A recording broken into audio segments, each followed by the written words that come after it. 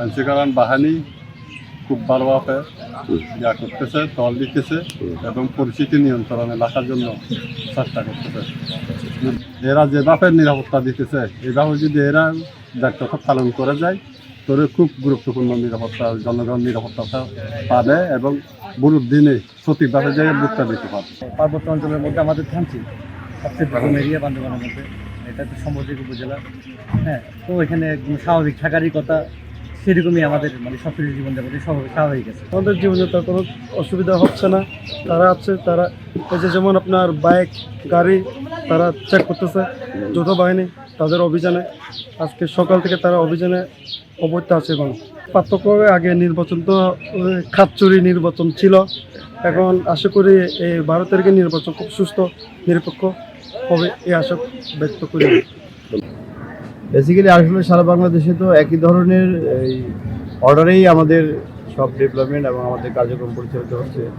তো আমাদের এই থানচি এরিয়াতে বা পাহাড়ে খুব বেশি ইফেক্ট পড়বে না। আমাদের এই পাহাড় অঞ্চলে বা পাহাড়ি এরিয়ায় যে ধরনের ইনিশিয়েটিভ নেওয়া দরকার আমাদের কর্তৃপক্ষ সেভাবেই আমাদেরকে ওইভাবে কিন্তু তারা এই ইনিশিয়েটিভগুলো নিচ্ছেন।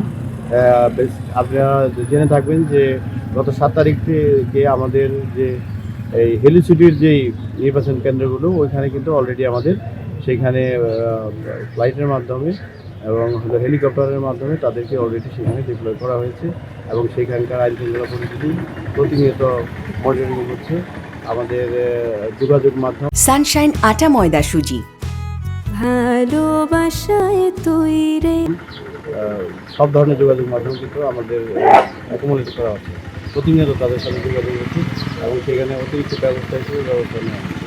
এর জন্য এই অঞ্চলে নিরাপত্তার ব্যাপারে নিরাপত্তাজনিত কোনো ধরনের ঘাটতি থাকবে বলে আমাদের এবং এটা খুবই সুন্দরভাবে এই নির্বাচনটাকে অনুষ্ঠিত করার জন্য সকলে, বিশেষ করে আমাদের আইন শৃঙ্খলা বাহিনীর সাথে জড়িত আছে, আমরা পুলিশ এবং আমাদের সকলে এবং সেনাবাহিনীর যারা আছেন একটা যৌথ মহড়ার মাধ্যমে আমরা আমাদের এই আইন শৃঙ্খলাকে এবং পাশাপাশি আপনারা যারা মিডিয়া কর্মী আছেন তাদেরকে সকলকে নিয়ে কিন্তু আমরা এটা সুন্দরভাবে আমাদের কার্যক্রম